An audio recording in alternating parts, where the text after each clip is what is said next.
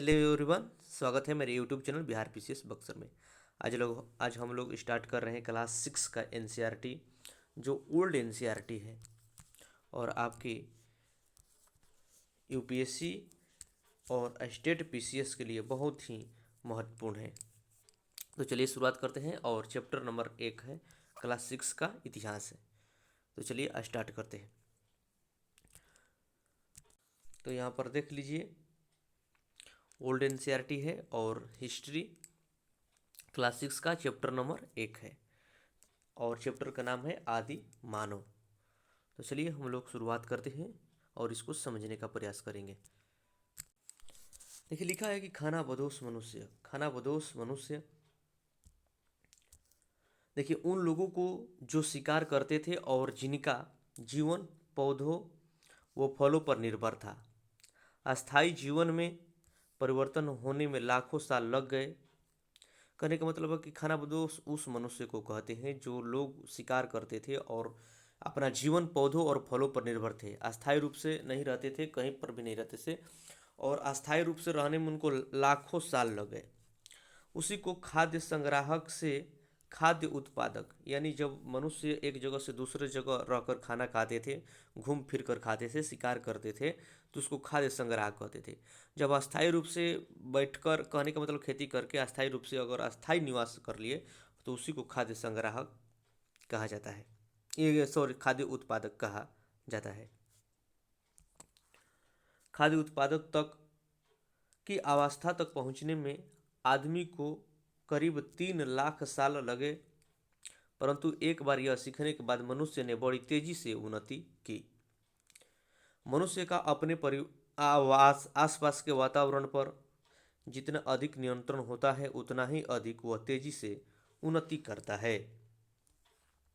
आरंभ में लोग आरंभ में लोग खानाबदोश थे। खानाबदोश का मतलब अभी समझाए कि घूम घूम कर खाते थे, रहते थे, यानी वे भोजन और आश्रय की तलाश में झुंड बनाकर एक स्थान से दूसरे स्थान पर घूमते थे। तो कैसे चलते थे? तो झुंड बनाकर चलते थे। किसके लिए? भोजन और आश्रय के लिए, क्योंकि वो खेती करना नहीं जानते थे। आमतौर पर एक झुंड में कुछ पुरुष पुरुष रहते थे, स्त्री तथा बच्चे होते थे। सुरक्षा की दृष्टि से अकेले रहने की बजाय सुरक्षा की दृष्टि से अकेले रहने के बजाय वो लोग समूह बनाकर रहते थे। कैसे? समूह बनाकर रहना बेहतर था। उन दिनों का जीवन सचमुच ही बड़ा कठिन था, क्योंकि लोग पेड़ के फल फूल, जंगली पौधे खाते थे और जो जानवर मिल जाते थे उनका शिकार करते थे। तो उनका खाने का जो था, फल फूल खाते थे, जंगली पौधे देश से जो मिलता था और जंगली जानवर को उनको शिकार करते थे। वे साग भाजी और अनाज पैदा करना नहीं जानते थे। इसलिए वे जब एक स्थान पर मिलने वाली सभी वस्तुओं को खाकर खत्म कर देते थे तो उन्हें भोजन की तलाश में अन्य किसी स्थान पर जाना पड़ता था। कहने का मतलब है कि एक जगह अगर रुक कर खाते थे तो जितना भी फूल पौधा सौधा, जितना भी फल फूल खाते थे, शिकार करते थे, सब कुछ खत्म हो जाता था, तो फिर दूसरे जगह जाना पड़ता था। इसी प्रकार जब वे एक स्थान पर पाए जाने वाले अधिकांश पशुओं का शिकार करते, शिकार की खोज में उन्हें दूसरे स्थान पर भी जाना पड़ता था। यदि कहीं गुफाएं होती तो मनुष्य उन्हीं में रहने लगते थे, यानी कहने का मतलब जहाँ भी गुफा मिलता था तो वहीं पर मनुष्य रहते थे। अन्यथा वे बड़े पेड़ों के पत्तों वाली शाखाओं के बीच अपने लिए शरण स्थान बना लेते, यानी कहने का मतलब जो जितना भी बड़े बड़े पत्ते वाला होता है पेड़ पौधे, उसके नीचे अपना शरण बना लेते, वहीं पर रहते थे। उन्हें दो चीज़ों का भय रहता था, एक मौसम और दूसरा जंगली जानवरों का। वो दो चीज़ों से डरते थे, मौसम से और जंगली जानवरों से। आदि मानव जो है नहीं जानता था कि बादल क्यों गरजते हैं या बिजली क्यों चमकती है। आदि मानव को ये मालूम नहीं था कि बादल क्यों गरजते हैं और बिजली क्यों चमकती है। और जब किसी चीज़ का कारण समझ नहीं आता है तो आदमी उससे भयभीत होता है, तो इससे वो लोग डरते थे। बाघ हो गया, शेर हो गया, चीता, हाथी, गेंडे जैसे खूंखार जानवर जंगलों में घूमते फिरते रहते थे। उन दिनों भारत में खूब जंगल हुआ करता था। इन जानवरों की तुलना में मनुष्य कमज़ोर थे, इसलिए उन्हें या तो गुफाओं में और पेड़ों में छिपकर अपनी रक्षा करनी पड़ती थी, या फिर उन्हें अपने जो अनगढ़ हथियारों से उन्हें मार डालना पड़ता था। देखिए, जब जानवर से में मनुष्य उस समय क्या थे, मनुष्य कमज़ोर थे, तो उन्हें अपनी गुफाओं में या पेड़ों के पीछे छिप कर रहना पड़ता था। मनुष्य ने उस टाइम के उस समय के मनुष्य जो थे अनगढ़ हथियार बनाए थे। आगे चित्र हम दिखाते हैं कि कैसे कैसे हथियार बनाए थे। परंतु इन जानवरों से रक्षा का सर्वोत्तम उपाय था आग। रात के समय जब प्राणी गुफा में समा जाते थे तो गुफा के मुंह पर आग जलाई जाती थी। आग के डर से जानवर गुफा के भीतर नहीं आते थे। आग से डरते थे जानवर तो गुफा के अंदर नहीं जाते थे, और मनुष्य अंदर गुफा के सुरक्षित रहते थे। शीतकाल में और तूफानी रात में आग ही उन्हें आराम और तथा सुरक्षा प्रदान करते थे। मनुष्य को आग की खोज संयोग से हुई थी। चमक पत्थर के दो टुकड़ों का आपस में टकराने से एक चिंगारी उठी, तब जाकर आग की उत्पत्ति हुई थी। ये देखिए, मनुष्य के द्वारा अनगढ़ ये जो हथियार बनाया गया है, ये मनुष्य के देखिए छुरी टाइप का है, यही सब उन सब का हथियार था अनगढ़। सूखी पत्तियों और टहनियों पर गिरी तो उनमें से आग निकली। आग एक अजूबा थी, परंतु आगे चल जाकर इसका अनेक कामों में इस्तेमाल किया गया। इससे रहन सहन में बड़ा सुधार हुआ। इस प्रकार आग की खोज को हम एक महान खोज कह सकते हैं।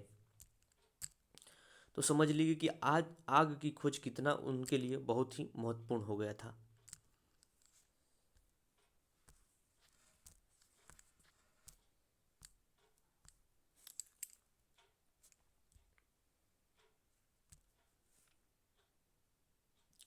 और आदि मानव की जो औजार और हथियार थी उनको आप देखिए।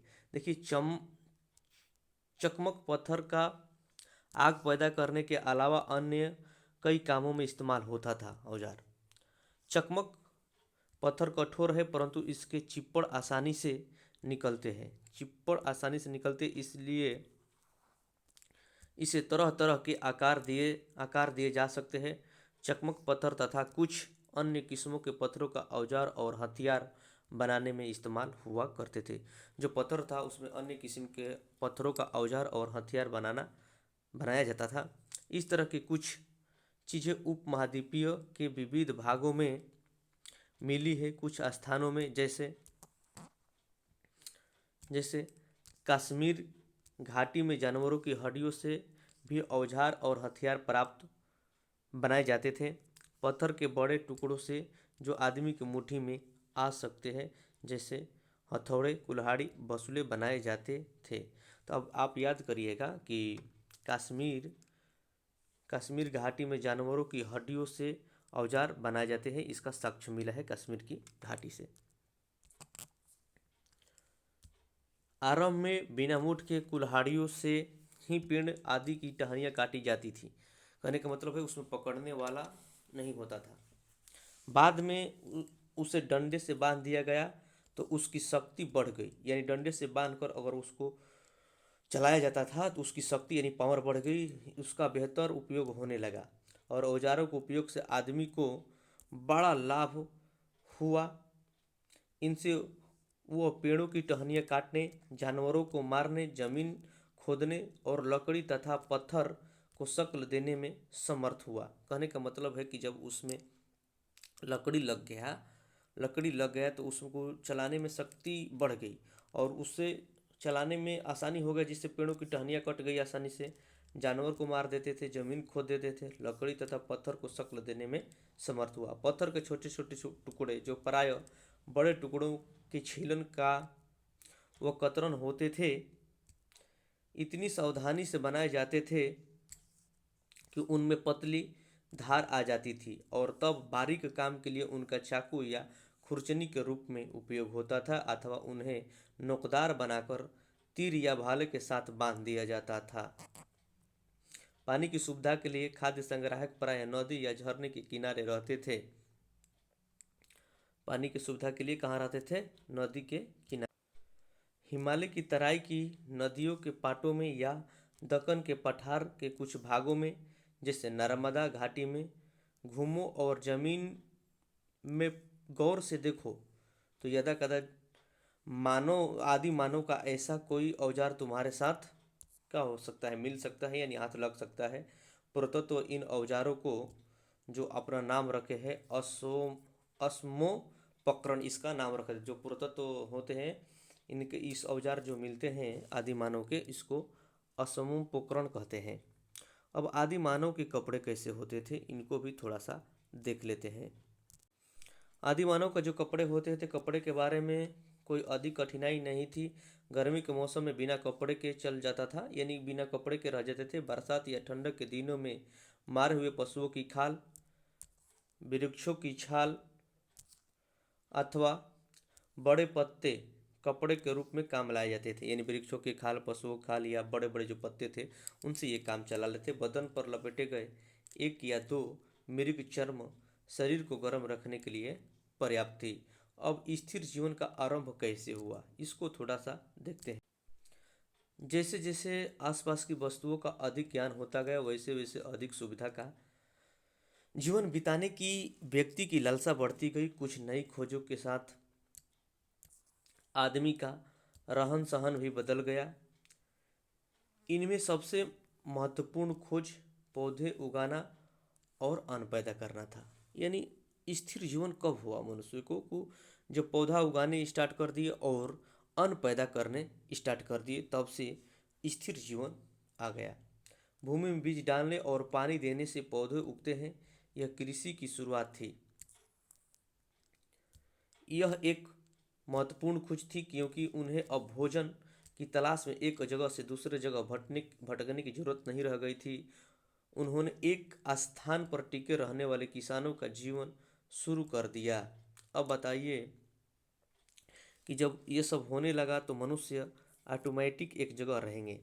एक स्थान से दूसरे स्थान पर टिके रहने किसानों का जीवन शुरू कर दिया। जीवन पद्धति में यह परिवर्तन भारत भारत हमारे देश का अधिकांश स्थानों पर आज से करीब 4 से 5 हजार साल पहले हुआ। और पशुपालन किया था। इस पशुपालन के बारे में भी थोड़ा सा हम लोग देखते हैं। लोगों ने एक और महत्वपूर्ण खोज की। उन्हें पता चल गया कि जंगली पशुओं को पालतू बनाया जा सकता है, यानी उन्हें अपने काम के लिए उपयोग में लाया जा सकता है। उदाहरण के लिए अगर देख सकते हैं तो जंगली बकरे बकरियों को केवल मारा जा सकता था। पहले ये क्या करते थे, पहले जंगली जो बकरे और बकरियां थे उनको मारते थे और उनका मांस खाया जा सकता था। परंतु पालतू बकरियां प्रतिदिन दूध दे सकती थी, उनसे बकरियां पैदा की जा सकती थी, यानी दूध दे सकती थी, फिर उसे और पैदा की जा सकती थी। उनमें से कुछ बकरियों को खाया भी जा सकता था। इस प्रकार शिकार के लिए बाहर जाने की जरूरत नहीं रह गई थी। कुत्ते को पालना मनुष्य के लिए बड़ा फायदेमंद सिद्ध हुआ। पालतू बनाए गए दूसरे पशु भेड़ थे और ढोर। याद रखिएगा, पहला पालतू पशु तो कुत्ता थे, लेकिन दूसरा भेड़ और ढोर थे। ढेरों का बड़ा लाभ था क्योंकि उनसे न केवल भोजन मिलता था बल्कि हल जोतने और गाड़ी खींचने में भी उन्हें काम में लाया जाता था। तो आदि मानव जो थे, जो ढेरों जानवर थे, इनसे वो क्या करते थे, हल जोतते थे और गाड़ी खींचने में काम आता था।